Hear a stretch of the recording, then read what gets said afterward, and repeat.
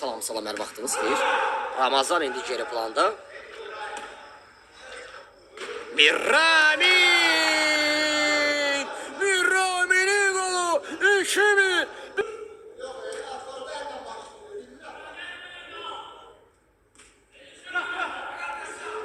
Mirrami baktı kapıya, zərbə və gol.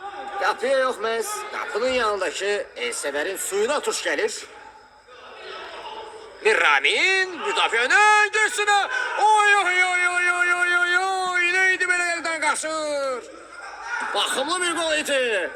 Olacaqdı artıq keçmiş zamanda da. Mirrami çevrildi, əla saxladı ayağında, zərbə və gol. Saydığında keçdiğinde qapısını geçmeyi mümkün olacaq mı? Sedai eline içini topu. İni Serhan, sonra Mirramin. Sedai sona kadar mübarize aparır. Başarır İni Sedai. Qapısı terk etti. Vay vay vay. Bu xətanı bağışlamaq olmaz.